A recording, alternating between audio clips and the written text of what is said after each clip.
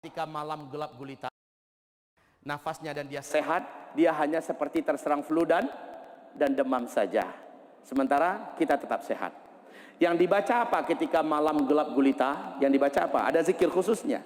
Ada zikir khususnya. Ketika dukhon terjadi, ada zikir khususnya. Berapa lama dukhon, Bu? 40 hari. Saya bertanya, ada nggak yang pernah mendengar tentang doa Nabi apa yang dalam perut ikan, Bu? Nabi Yunus, dikenal juga oleh Allah dengan sebutan Dhunnun. Ya, Dhunnun. Nabi Yunus dalam perut ikan itu berapa lama? Riwayat berbeda-beda tentang ini. Ada yang mengatakan 1 minggu, ada yang mengatakan 20 hari, ada yang mengatakan 40 hari. Saya bertanya pada Bapak Ibu, Bu, dukhon dengan massa yang sangat tebal dari partikel-partikelnya yang panas tadi itu, Bapak Ibu bisa bernafas dengan baik nggak? Tidak. Saya bertanya, Nabi Yunus dalam perut ikan bisa bernafas nggak? Baik, ada kesamaan ya. Kemudian dukhon yang begitu tebal, Bapak Ibu tidak bisa melihat apa-apa, gelap gulita. Nabi Yunus dalam perut ikan gelap gulita nggak? Gelap gulita. Bapak Ibu selama 40 hari dukhon itu bisa makan minum nggak? Sulit Bapak Ibu bisa mendapatkan makan dan minum. Kemudian Nabi Yunus dalam perut ikan bisa makan minum nggak? Enggak. Tapi Nabi Yunus Allah jadikan bertahan hidup? Tidak. Ada zikir khusus yang dibaca oleh Nabi Yunus dan itu Allah sebutkan dalam Al-Quran, dan Nabi juga menyebutkan di dalam hadis Sahih Imam Muslim. Saya bacakan hadis ini, dan ini ada dalam kitab Zikir Akhir Zaman. Makanya kitab kita tulis Zikir Akhir Zaman, karena di situ ada zikir-zikir yang akan bisa melindungi kita dan menjaga kita di saat di hari-hari berat. Apa kata Nabi SAW? Ala unabbi'ukum bisyai'in. Maukah kalian aku berikan kabar besar dengan suatu amalan? Ala unabbi'ukum bisyai'in idza nazala bi rajulin minkum karbun aw bala'un min balayad dunya. Tidak ada satupun di antara kalian yang nanti ditimpa bencana besar, petaka besar, lalu dia membaca apa yang saya ajarkan ini, illa furija anhu, melainkan dia akan diselamatkan, dia akan dijaga. Para sahabat menjawab, qalu bala. Mereka mengatakan, mau ya Rasulullah. Maka Nabi mengatakan, du'a'u dhinnun. Yang harus kalian baca adalah doa atau zikirnya Zunnun dalam perut ikan, selama dalam perut ikan. Apa yang dibaca? Rasul mengatakan, la ilaha illa anta subhanaka inni kuntu minadh dhalimin. La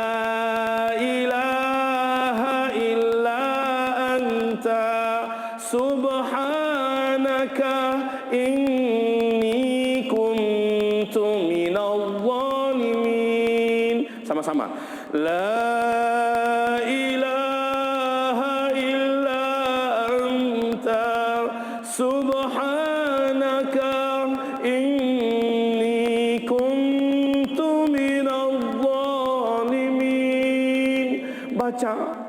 Nabi Yunus membaca terus dalam perut ikan. Dia baca terus sampai bacaan zikirnya itu menggoncangkan arash. Para malaikat ribut.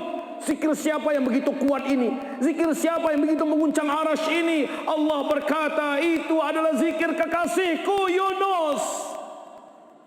Rasulullah berkata, siapa yang membaca zikir itu di hari-hari bencana besar terjadi di bumi, di hari petaka-petaka besar menimpa bumi, melainkan Allah akan bebaskan dia, Allah akan selamatkan dia dari bencana tersebut. Baca zikir ini, la ilaha illa anta subhanaka inni kuntu minadh dhalimin.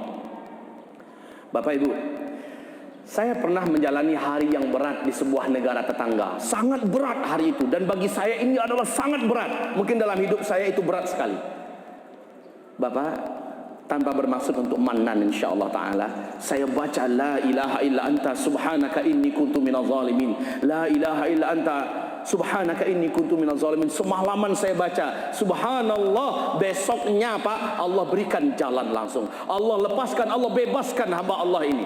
Kaum muslimin yang kami muliakan, ini adalah pembelajaran cepat dari Rasulullah untuk kita semua. Baca ya, sudah hafal? Sudah hafal? La ilaha illa anta subhanaka inni kuntu minaz zalimin. Tidak ada ilah ya Allah yang berhak disembah kecuali hanyalah Engkau. Engkaulah yang maha suci ya Allah. Aku ini mengaku bahwa aku ini orang zalim ya Allah. Nabi Yunus kan buat dosa. Dosanya ninggalkan kewajiban dakwah. Hanya ditolak sedikit oleh kaumnya, dia udah lari dulu. Padahal belum ada instruksi untuk hijrah. Tapi udah ninggalkan kaumnya. Maka Allah marah kepadanya, ditegur. Nah, kita dapat musibah bencana itu karena dosa. Betul tidak? Betul tidak? Dengan membaca ini berulang-ulang, Allah ampuni kita dan Allah angkat kesulitan kita. Baca ini Pak. Tolong jangan lupa ketika dukhon terjadi, ingat Ustaz Zulkifli Muhammad Ali sudah menyampaikan. Berarti di masa dukhon ini Bapak jangan ragu. Apa yang harus saya amalkan? Apa yang saya baca? Itu yang dibaca. La ilaha illa anta subhanaka inni kuntu minaz zalimin. Ajak anaknya, ajak istrinya. Bapak, Ibu yang kami muliakan, ya, inilah yang harus dikerjakan. Awal-awal kejadiannya memang yang tadi, Subhanal Quddus, Subhanal Quddus, Subhanal Quddus, Rabbunal Quddus. Ya, itu yang dibaca awal-awal. Tapi berikutnya la ilaha illa anta subhanaka inni kuntu minaz zalimin. Sampai kapan? Sampai matahari kembali menerangi bumi, 40 hari 40 malam. Masuk tuh salat, Bapak salat. Habis salat zikir lagi itu. Terus bacakan Bu. Ajak anak keluarga. Kami lapar Ustaz, semoga Allah Subhanahu wa taala menjadikan Bapak Ibu dengan zikir tadi menjadi kuat, sehat insyaallah taala. Amal soleh. Yang kasihan itu yang minim amal soleh. Aduh, saya nggak ngerti saya. Apa yang akan dilakukan oleh orang-orang ini selama 40 hari yang gelap itu? Minim amal soleh, ngaji malas. Dengarkan majelis ta'lim ini malas. Asal diajak orang ngaji teruslah, dululah. Aku sibuk, ada janji anu, ada bisnis anu.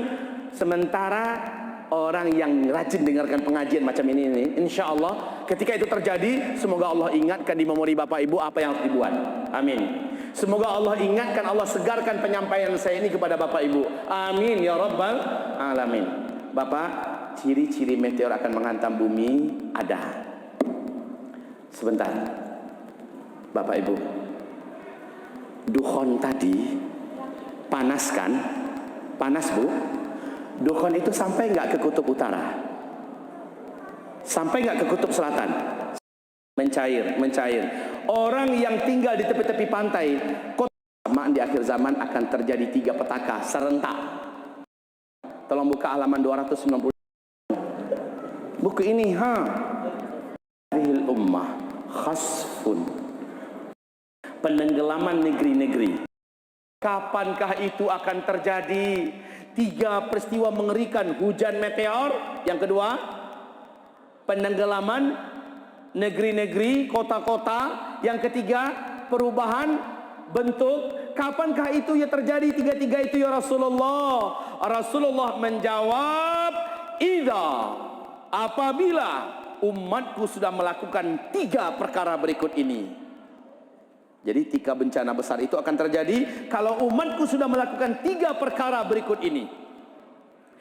Idza zaharatil qainat, ini yang pertama. Yang kedua, wal ma'azif. Yang ketiga, wasyuribatil khumur. Umatku apabila sudah banyak bermunculan di tengah-tengah mereka penyanyi-penyanyi wanita di mana-mana. 2, wal ma'azif.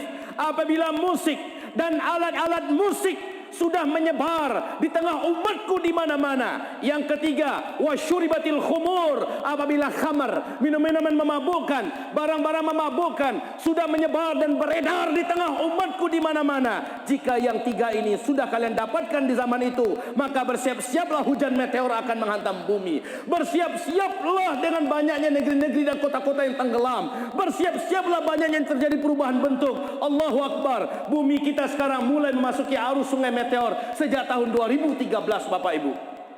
Peluang kita untuk mengalami ujian berat ini sudah dekat. Betul tidak? Saya bertanya, yang 3 tadi digambarkan Nabi udah terjadi belum? Penyanyi-penyanyi wanita dari umat Nabi banyak bermunculan di mana-mana. Betul tidak? Kemudian musik dan alat-alat musik di mana-mana jadi tren umat Islam enggak? Acara pernikahan, acara ini, acara itu pasti ada musik, ada organ tunggal, mengundang artis ibu kota, joget-joget di sana sini. Enggak di Arab, enggak di sini, di mana-mana sama sekarang ini. Dan yang ketiga, alat-alat musik. Khamar, barang-barang memabukkan, menyebar dan beredar di mana-mana, dengan begitu mudahnya bisa didapatkan, betul tidak?